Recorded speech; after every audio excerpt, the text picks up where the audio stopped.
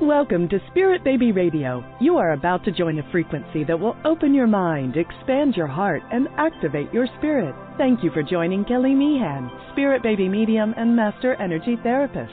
Kelly believes in the power of the Spirit Baby. She speaks with babies in spirit before life, in the womb, and after life.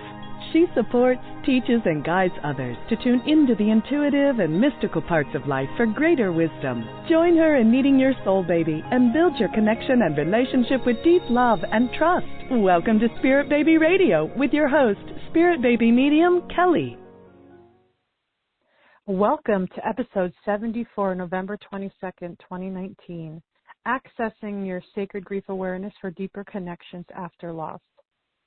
I usually at this point have all these other reflective questions, and I was just, connecting with my special guest today, Tracy, and who I believe that we met on the Afterlife of Spirit Baby Facebook group, but I want to introduce her more officially. Tracy, we were joking about it, and I was like, I'm going to say her name wrong. Tracy Swenson is wife and fur baby mama first and foremost. She's an intuitive healer and mentor, passionate about supporting women who have experienced the emotional trauma of loss. She brings healing both to the spiritual and physical bodies through intimate, sacred, supportive one-on-one sessions. It was the emotional and spiritual healing of her own pregnancy loss experiences that fully birthed her into the sacred work. Tracy supports women to weave grace through their story of grief so they may remember their true essence as they heal from the inside out. Thank you, Tracy, for being here. Hi, Kelly. It's so nice to be with you in this space. Was it that we met in the Afterlife of Spirit Baby group? That's what I'm kind of like, okay. Yeah. Where we first connected. And so Tracy's had obviously her own experience with loss, but also she's doing really beautiful healing work. I love the weaving of grace into the grief story, and we'll definitely want to go more into that. But just share, I read your bio, but just share a little bit more of what it is that you're doing and what brought you into that place.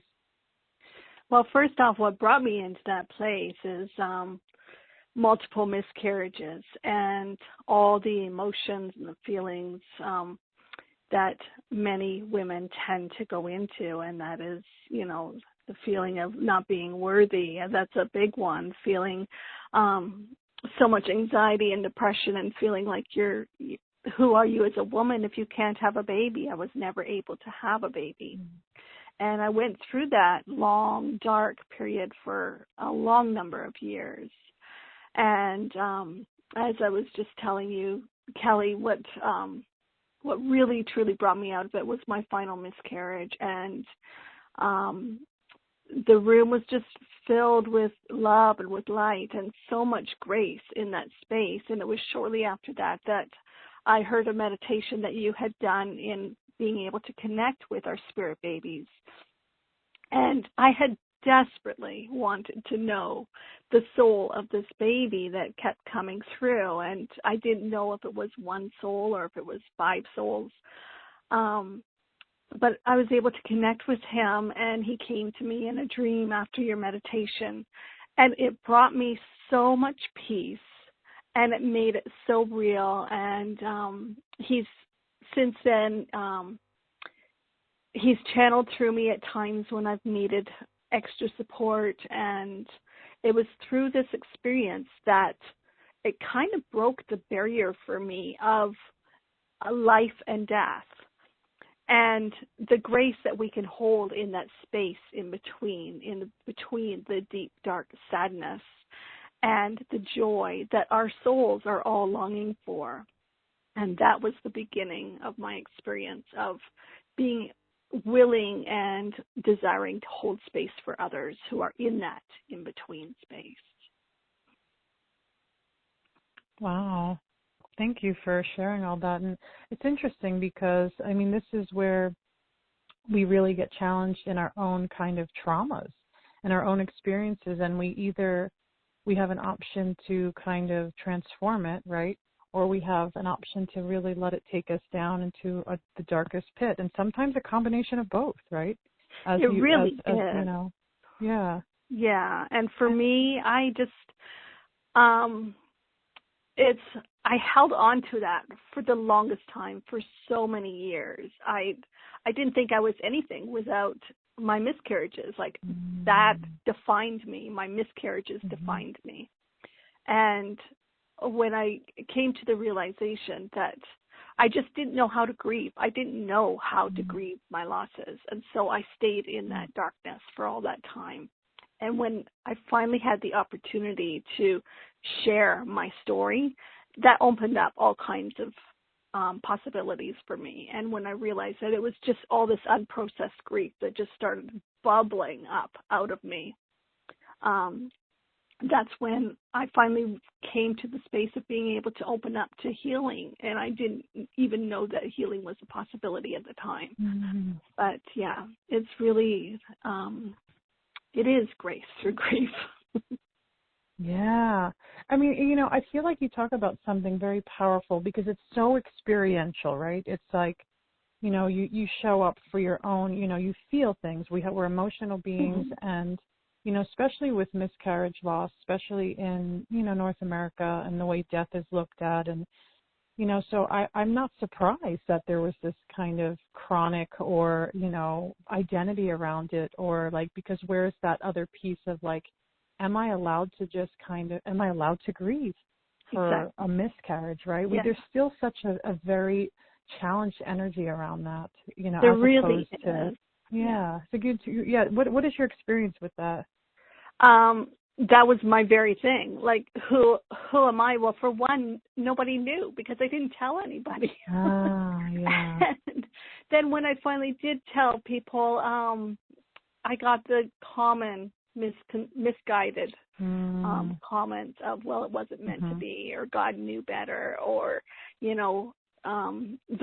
it must not have been healthy, and so it was really a saving grace for you that you couldn't have a baby. And well, those are the last things you need to hear when you can't have a baby and you desperately want one.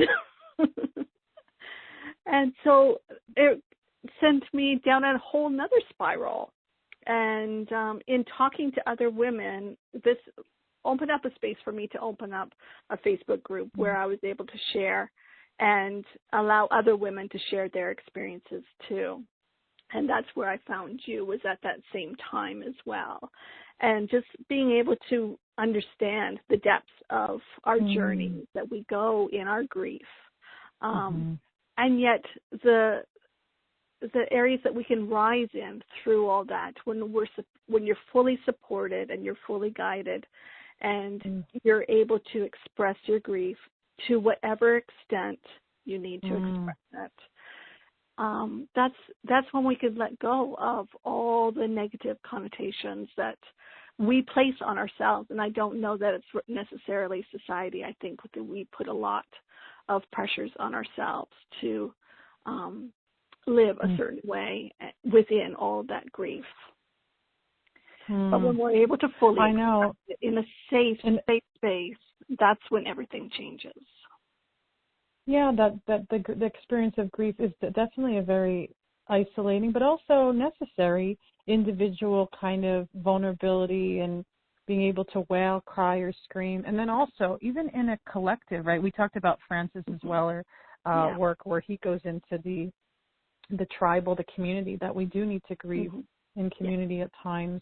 Yeah. Not just, one way or the other. And, of course, I love his book. And me and Tracy were talking about that earlier. And I'm going to say it. It's called The Wild Edge of Sorrow, because I do feel like it's not just a typical grief book. I mean, it literally goes into grief around the world, ancestral grief, community grief, personal grief. But it's such a, he uses more of the sacred energy around it. And I love that. Really But I do want to hear, but I do want to hear, I was saying I really love this term, intuitive grief mentor. Like, ooh, that feels good to me. It's like, oh, somebody that's, pays attention, that could tune in to me, but also as a mentor, not like a counselor or a therapist. Can you explain, like, how do you, what does that mean? Like, how do you offer support for others in that, with that title? Okay, yeah. Well, for starters, I really struggled with that. I had a friend who, she has all the titles and all the education and everything. And yet she found that she struggled in the exact same way that I do. And so I'm not going to put the title of coach or or anything else on. For me, I've been there. I've gone there. I've been to the depths of it. And I can go there with you and yet hold that space for you so that you don't dive deep, but you're able to process your grief in a way that is healthy for you and yet very, very sacred. For me, grief is a very sacred space, and our heart space is very sacred. And so being able to tap into where it is that you are, where you need to go, and how you need to come back through all of that is really empowering for anybody who's been in that space. And Tracy, sorry, go ahead. No, go ahead. For me, being an intuitive mentor is just being able to tap into the energy, just like you do as well, Kelly, tapping into the energy of the person in front of you and where they are and the space that they need to be held into. No, that's so wonderful. You're just inspiring me right now because my mind is going, wouldn't this be amazing to get people together that are in this spiritual work, in this sacred work, and, you know, especially around the loss of, not just, you know, loss of babies, but loss on a larger level, but specifically I'm thinking around babies' energies. Exactly. Just to like, almost like this collective energy that there's so many of us doing this work and being of service in this way and continuing to kind of accelerate. I don't know, I'm just inspired right now. We'll talk about that later, what that looks like. But I also want to talk a little bit about your blogs. I was looking through your blogs and I feel like the top three that kind of showed up right away, and I'd love for you to expand on them because I know a lot of people that are going through grief and, you know, not just women but men as well, because I know for me, I do see both. I see a lot of women, and then I do see a lot of couples, and then sometimes I see the wives will book a session just for the husbands, which is really amazing because it's such a different, you know, like experience and connection and working with their own energy body. Because a lot of men, is what I'm finding from the wives, have a very hard time with grieving, and they don't know what to do, and their feelings are overwhelmed. And I know this because the baby tells me. Certain their dads are like, well, you know, they're not going to hear me because their heart's this way, or they have some old past issues that I've gotten clarity on, like, or some religious background that makes it seem like I can't do that. And so all these different things, and I'm just so grateful when a husband comes like, oh, this is amazing, and let's see where this journey goes together to see what they can do. But, you know, there's so many different modalities for healing, and I know this one article you have, it says grief healing with Reiki. I'd love for you to, like, you know, of course we can go read your blog, but I want you to, like, to share that as well, because I know people that are tuning in, a lot of women have had either termination, have had miscarriage or multiple miscarriage, stillbirth, even later loss. And so just, you know, what is this Reiki piece that you can add for grief? What does that look like? Well, great question. Reiki is something that I was led into before I even knew what it was. I'd never experienced Reiki. You mentioned religious backgrounds, and I grew up in a very religious background. And so when I heard Reiki was laying hands on the body, I immediately ran from it. I was like, no, I don't want anything to do with that. But something inside of me kept pushing to chase it, to find out what it was. And I began interviewing, this is my journey, I began interviewing different teachers. And I came across one that really, her excitement for all that Reiki was really lit a new flame inside of me that I knew I needed to chase it. So Reiki really is a Japanese technique for stress reduction and for relaxation. And it's an energetic healing life energy force that really affects us on all different levels, spiritually, mentally, physically, and emotionally. And this is something that is so gentle. It's such a gentle healing energy. And when I began my journey, I'd never experienced anything else. This was my first type of self-healing that I had come to. And so gentle that I almost didn't feel what was taking place within my entire being. But through Reiki, I was able to have, it just opened me up to all different things. It opened me up to my spirit baby. It opened me up to healing my broken heart in the most gentle, intuitive ways. And it's such a lovely gift to be able to offer those who are grieving, because it is just so gentle. No words have to be spoken. It's just all in silence, and it's an energy that just fills you from head to toe, and it's like a massage for the soul. And it's something that the soul so desperately needs when we're feeling such intense grief in our bodies. And it's such a beautiful gift to be able to offer people who are in the space of grieving. I love how you said it's a massage for the soul. Like, yes, that feels good. Mm-hmm. But it's true, even that's the hard thing with grief. It's like, especially when, let's say, of course, when there's immediate trauma, or it's just it's shocking, right? The body is shocked. Your psyche is just kind of, you don't even know. And how beautiful Reiki would be at that moment. But I know a lot of us don't think about that because we're not in a thinking space, right? We're in a reactive space. Yeah. And and the sad part is that the Reiki the grief, it holds on to our body until we're ready to release it. And so whoever we happen to come across, wherever we might find a mentor that can support us in that space, we're going to be able to release. So it doesn't have to be just because you've lost a loved one or lost a baby, and you have to have someone right then, right now. You don't. When your body and your soul is ready to heal, the person that you're meant to see is going to be there in your life. So I remember when I go back to my own major grief was when my mother and brother died within like 3 weeks apart. And, of course, my mom, it felt a bit shocking. But the way it happened was like, oh my gosh, like my death midwife always has this quote, like, how we live is how we die. And I was like, oh my gosh, like my mom lived in a lot of suffering. So she actually died that way with fire. And so I was like, okay, what is, I'm like, and then the grief that I felt, but also the work I did with her over the time of her life was really telling. And I remember I was like, reflecting back, I was like, I wish I had like a mentor or a counselor or someone to come in right away, because I was 6 months postpartum with an infant going, I don't know how to handle this. Like I have a baby that needs me, and then now my mom, like I was like, oh, it'd be really great to like have someone go, or a friend say, oh, here, I have this person here, I paid for them, they're going to come and help you. And be like, okay, like just to like work it out. But I ended up, I did have an energy healer come in later on, and I'm just sobbing on the table, and just, she's, and it wasn't like it wasn't about taking away the grief, right? We should probably talk about that. That's exactly right. This is the tricky part, right? Because I know, Tracy, with the work you do and the research, everything we read, is like, I remember somebody messaged me, like some lady down in the neighborhood was kind of not, I don't know, it was weird.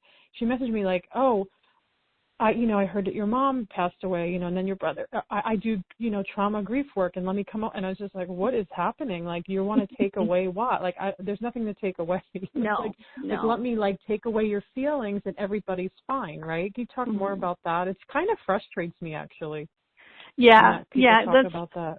Yeah, and that's the sad part, is that so many people don't understand. I think if you haven't been through it, then you don't fully understand. And the grief is part of the healing journey. And holding that space is all about the love that we had for that person. And the soul connection that we have with that person. And taking that away, how can you take away love? You can't take away love, and the amount of grief that we feel is the amount of love that we have. And, what I also want to mention is that sometimes we lose loved ones that we didn't have a strong connection with. Maybe we had a parent or a sibling that we lost, that we really never truly had a loving friendship with or a loving connection with, and yet it is still that soul connection between us. And if we're grieving the loss, we're often grieving the loss of maybe what we didn't have, and that we still have a right to grieve that. But in that grieving, that's where the healing comes in, and that's where the love comes back into that space. And I feel like that's really something that for a lot of people that lose someone in their life, a family member or someone that was in their life that maybe was not the kindest, most loving person. Maybe they didn't have the best relationship, but they can still grieve the loss of that person. And through that grieving comes healing. Yeah, and I forgiveness is a big part of it. Yeah. And even what you said was like, grieving what wasn't had or didn't have. I think that's a big part of it. Yeah. I know from my perspective, there was a lot of grieving in life with my mom, like 20, 30 years of grieving because she was just downhill. But I also know that I feel like you're being intuitive. I'm like, you're picking up on my family stuff. But also with a baby, like let's say I've never experienced birth loss. So, but it's like, oh, well, but now there's that grief of like, oh, but it's not like it has to be, well, now that because the baby is, or even women, let's say in conception that are going like 10 years and they don't get a positive pregnancy test, right? Yeah, exactly. It's like even the grief around that. And I know recently, maybe you can talk about this piece I feel like is important. Recently, I've noticed in the past months, there are women coming who do have like multiple miscarriage, going over 10, right? And then just feeling like, or going 10 years with nothing, not even a blue lines, whatever. And they're just going, what do I do? Like, they're like, what am I supposed to do? And I start to begin to speak about what kind of closure wants to be built, but there's no closure in death, right? I mean, that's the hard part. There really isn't. There's no closure in death. That's my perspective, but yeah. Exactly, Kelly. For me, my experience has been that it's the opposite of closure in death, and that's what I'm so passionate about.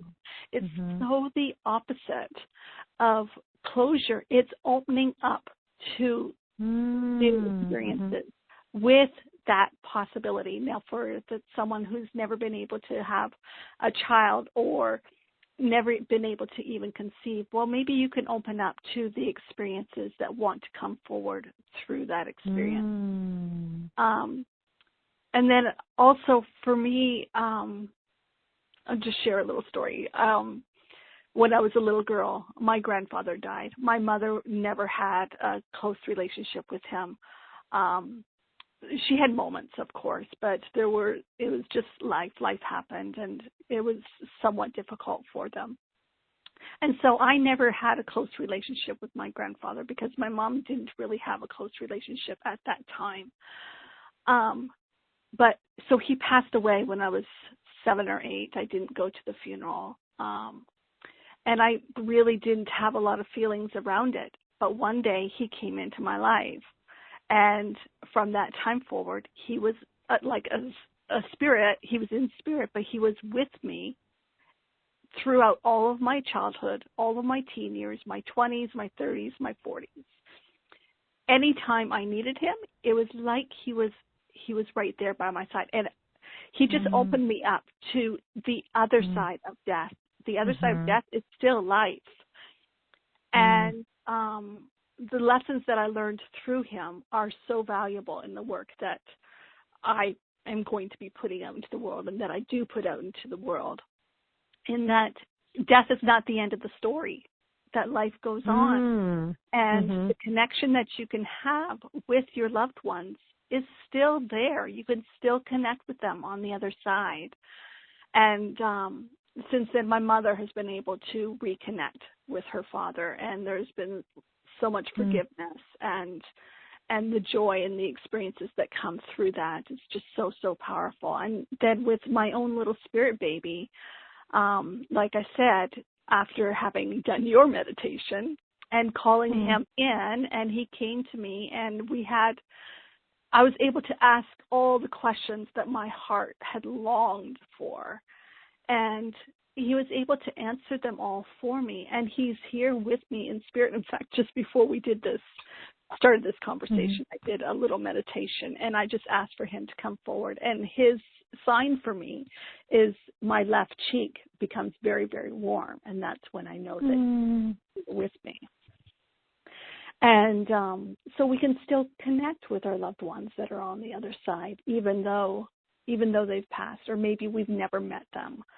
And so death is not the end of the story. It's just a brand new beginning.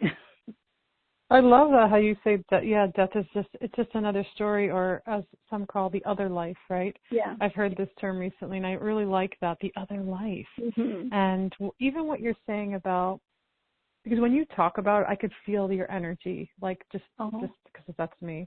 I could feel when you tap into this very profoundness, this very, it's a very, I'm not going to be honest, and everyone's going to be listening and tuning in, is that it's not an easy place for a lot of people to go in there, because what you're doing is you're saying that you're showing up. I'm getting chills in the bottom of my legs saying this.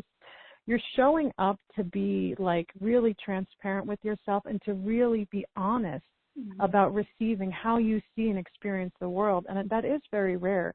And I feel like when people can get to that level, when they've experienced death, especially if it's baby loss, adult, family, then something bigger happens as you are experiencing. And sometimes there's no words for it, right? It's like, what is the words for what's happening, right? Yeah. And so even what you're saying about relationships do get better. I found with my deaths in my family that my relationship did get better now that they're on the other life. Which made me a bit angry and resentful. There's a lot around that, because I'm like, what can you be like that here? Right. There wasn't a capacity or capability to do that mentally. And so I was like, okay. But I know with my mom, I had the most transformative experiences after she died. Actually, days before she was leaving, I knew she was going, and I was connecting with her soul. And then after, things I could never imagine. I was like, this is really, in the middle of deep grief of like, crying and that heaviness, and then just bursts of light coming through, like communicating with me. And I'm going, oh, and I know everybody has a natural mediumistic ability, but it just depends on the degree, right, of where people want to expand into it and really receive that everybody has the ability to tune in and connect to spirit. And this is the trusting piece. This is what I teach a lot of. It's like, then where do you go with trusting how you connect? And because everyone could always say, oh, well, maybe I'm making it up, or it's my imagination, which I hear all the time. But it's like, you can live in that vibration, but then what is that? How is that serving you? Exactly. It's like, that's the piece. Mm-hmm. Yeah. And I think if they're still in that space, because I was there, I understand. I was like, how could I possibly connect, especially with, my grandfather? That was just so real. And that came to me when I was a child. So it was very, very real. And there was nothing to doubt. When you're a child, you don't doubt things. But when you become an adult, that's when everything else comes creeping in, and all the things you've been taught throughout your lifetime and your experiences happen to come in. But when you're in that space, there's a lot of fear. Like, what if the mother that I never truly had a great connection with, what if she comes back? Is she going to haunt me? All the different things that might come back. She wasn't the nicest person, or maybe, who knows what your life experiences are. But at the same time, when you're finally open, I think I mentioned just briefly a little bit ago about forgiveness. And I think when we are able to get to that place of forgiveness for our own experience in life, when we're able to forgive whatever it might be, wherever we are, that's when we start to open up to all the other possibilities that can come through for us. And then when we do connect with our loved ones, then we're truly connecting, and there's no fear there. There's no wondering. There's no doubt that they are absolutely here with us in spirit, and that they can connect with us. And if we ask them, we can actually feel their energy come into our own space, and we know that they're there. Yeah, that's so powerful. And so, that's a lot of what it comes down to, is going into that inner practice and being able to open up and connect in that way, to see the truth, really. Not to just feel like it's some fantasy or some disenchanted, whatever, imaginative. It's like it's real. There's actually something happening. And this is where I feel like is when we get to change our frequency around that consciousness of what we want to be open to, right? This is where I tell people is like, where you get to see things, not just from your own intuitive awareness, but then that's when you get to connect with other people and see and connect to maybe even nature. People connect to so many different, awarenesses. And what I've seen, like, as your baby energy, your spirit baby, I call it a spirit baby guide, like, because what becomes of the soul and what is that relationship and how does it continue and, or where does it need to go? And I know that sometimes, I've had women ask me if they want the soul, they want that soul to come back. And I says, well, I even got an email from another country where a woman asked me to help her 3-year-old son reincarnate. Oh. But I was like,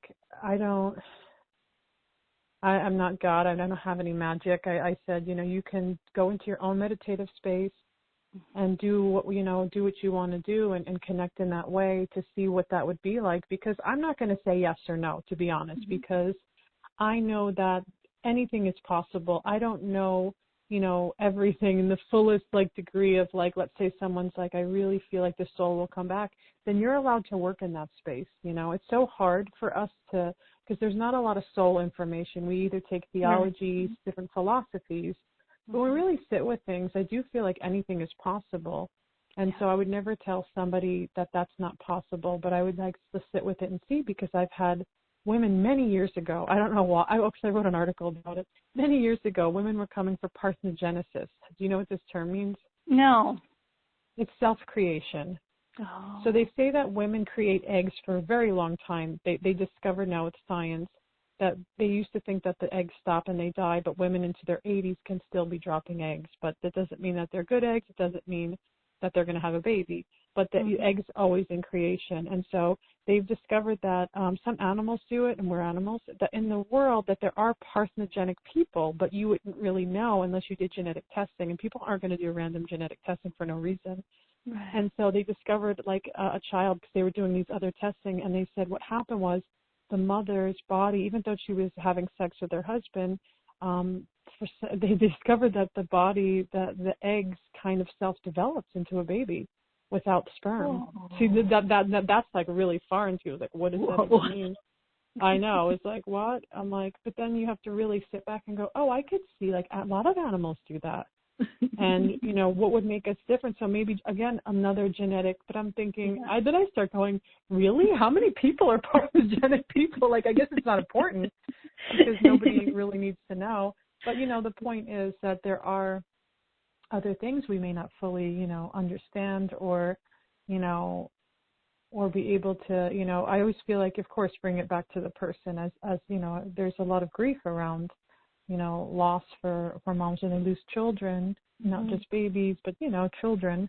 And then, that experience and that connection that I'll send them to you, Tracy. Do that.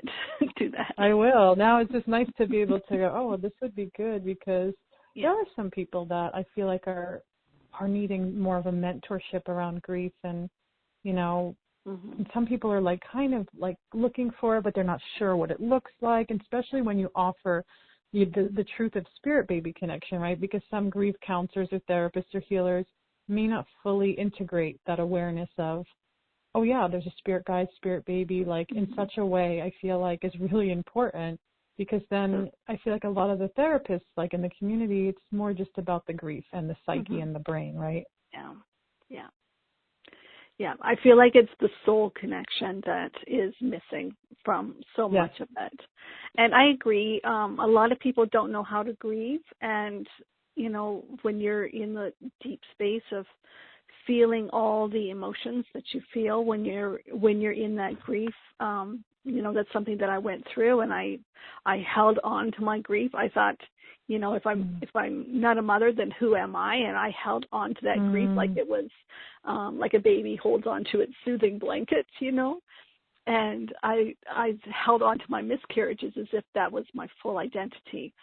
But it was because I didn't know how to grieve all of that. And I wanted to, once I realized different ways that I could grieve that was really deeply soulful, that touched to the soul of myself and my baby, everything changed. Everything changed for me.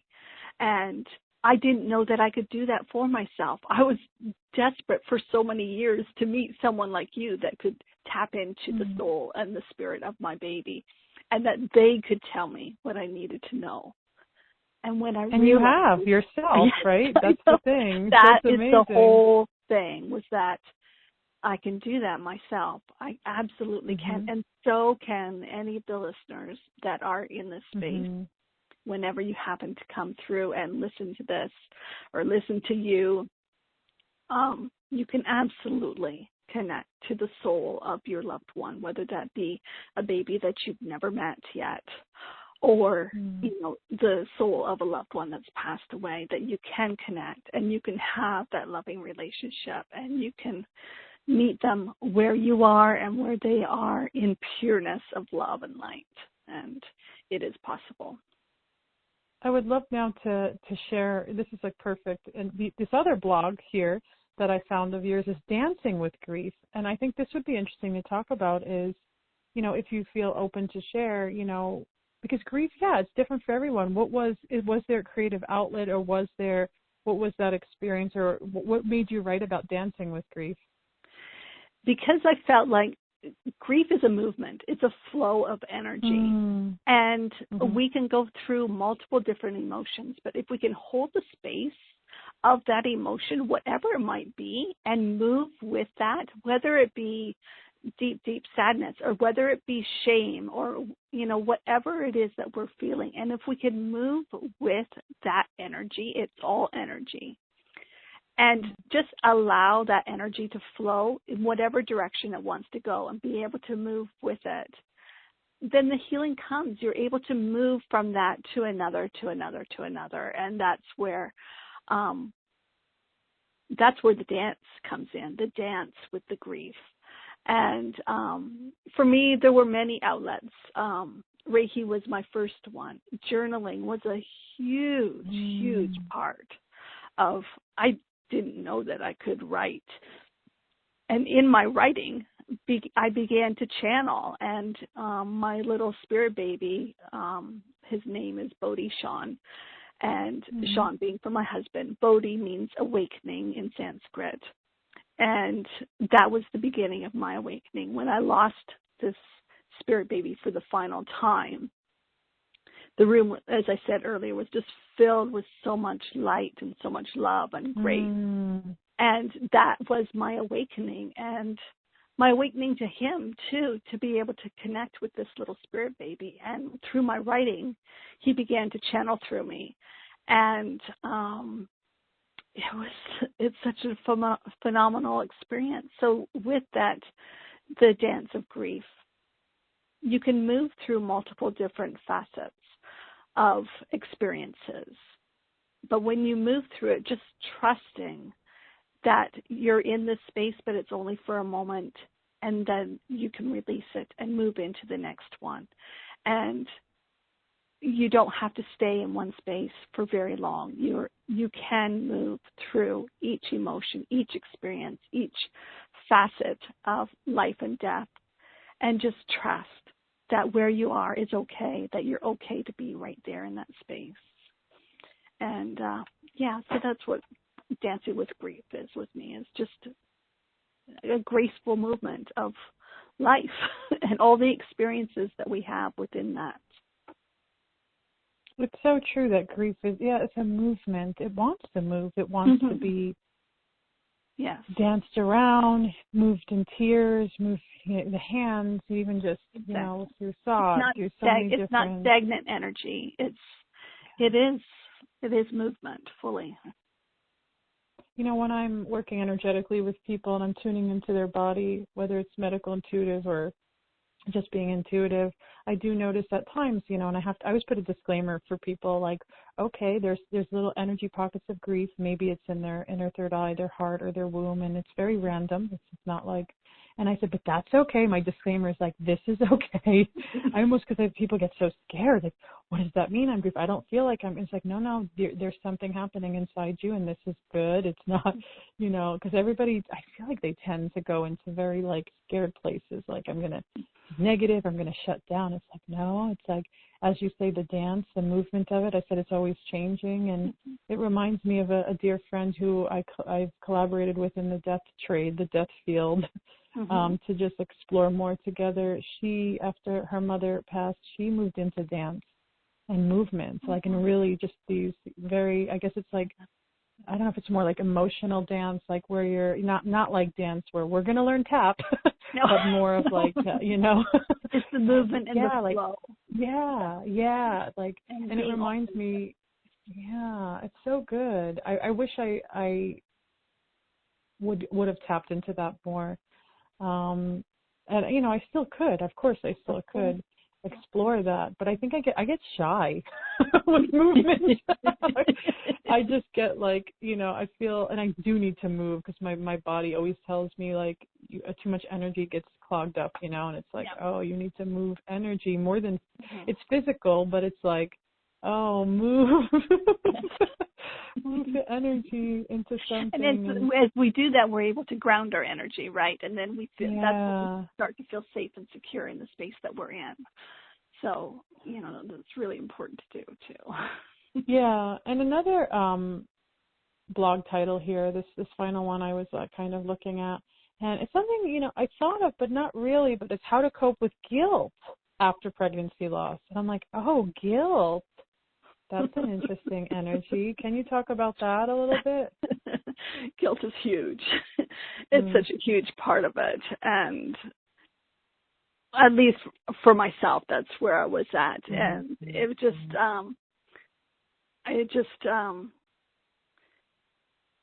I came into so much self-blame and so much anger. I put everything on me. Like, I felt like, I must have done something wrong in my life to be able to not have a child, because that's what I was taught, was that you get married, you have children. And that just is not how life works. But I held on to that so very deeply. And I felt so much guilt that I was such a terrible mother, and then mother, and then wife. Like my poor husband, he wasn't able to have a child because of me. My parents and his parents weren't able to be grandparents through us because of me, and I put it all on me. And I felt so much guilt and so much shame for not being able to become pregnant and I was able to become pregnant, but be able to give birth. And I put it all on me, and just understanding that it had nothing to do with me as a person. It had to do with my life's purpose and the journey that I'm meant to go on, and how I'm meant to support other women who are going through this, and how they can experience the freedom and the joy and the peace and the love that life has to offer them through their experience, not because of their experience. And just to be able to name it, that was where my journaling came in. I was able to just sit down and I could just call out all my feelings, all of my emotions, and put it in a safe place and just name it. And just by claiming it, that's where so much forgiveness came in for myself. And it was just a powerful, powerful journey. But guilt and shame can play a huge part in loss. Thank you for that insight. I feel like, everything that you've been sharing, like bringing it all together, there's not one way to grieve, and how there's multiple ways to bring the energy, the sacredness, as you say, the grace, and the, and this death piece, and seeing the deeper message, the deeper energy. But of course, it could definitely be an uphill, it's not, of course it's like, oh, well, here it is, there it arrived. It's, it's a challenge on some level, but it doesn't mean that it's impossible, right? It's like you can definitely attain and continue to evolve. And I love how you talk about Bodhi Shan. When you were talking about him, I just saw this, like, to me it looked like gold, like a golden sun almost, but it was like almost reminded of these intricate metal Have you ever seen these, like, almost like a mandala of like a flower, but it was like gold when you're speaking about him, which is really divine to interact with. Yeah. Oh, that's really beautiful. Thank you for sharing that. And so thanking you for the work you do and for his energy, for allowing it. I do feel like this is such a needed area of support. And again, not bringing in this kind of, okay, the 5 stages of grief and like all this mundane emotion, but it's like, no, we're bringing the grace, the sacred. Where is this? It's like, it almost for me feels like there's permission to grieve always, like not just saving it, right? Of course, there's going to be definitely big spurts of energy that feel really intense for many people, but then it's okay. Like, this is okay. It's like the navigation of it. So very, very true. And the fact of the matter is, when I finally came to the place that I could realize that grief can walk beside me and I don't have to be afraid of it, that it's going to be with me for life. There are even though I feel the moments of peace and joy in being able to connect with little Bodhi Sean, even though I've experienced the loss of my grandparents, and one day it will be family members that I love dearly, and I will feel that intense emotion as everyone does. You can also go on to the other side of that and connect with them in soul. You can connect with them in such a sacred, loving, joyful way, and grace and grief will walk beside you through all of that for the remainder of your life. And it doesn't have to be something to be fearful of. It can be something that can be met in a very sacred, gentle, loving way. Wonderful. Thank you, Tracy, for coming here, sharing your energy, your insights. But I'd love for you to also share ways that people can contact you and anything else you want to share. If you have any upcoming events, workshops, or Facebook group, Instagram, whatever it is you want to share. Well, you're welcome to connect with me on my Facebook page. And it's a Facebook, what is it? I think you're going to connect the link there, but I think it's Facebook. Tracy's page or something. I'm not really sure. But anyways, that will be where all my announcements will be for upcoming workshops that I'm going to be holding, both online and in person. Most of it is going to be online. You can also reach out to me through my website, and that's where I do intuitive work one-on-one with those who are ready to enter into that sacred space of healing with grace through grief. And I don't have, it's a very boutique way of working in that there's not one set way of working. I tune into your energy very much like you do, probably, Kelly. And we take it from there in whatever space you're in and move through your healing process in a way that's right for you. So you're welcome to check out my website, which is my name, TracySwenson.com, and also my Facebook page, which will be announcements of my upcoming workshops that I'll be holding.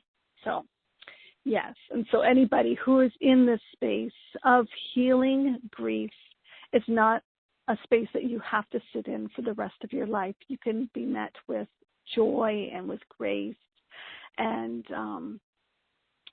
just call in the desires that you wish to have in your life. And we can all experience that.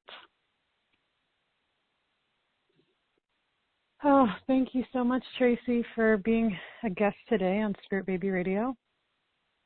Thank you so much for having me. I really appreciate it. Thank you for joining episode 74, Accessing Your Sacred Grief Awareness for Deeper Connections After Loss.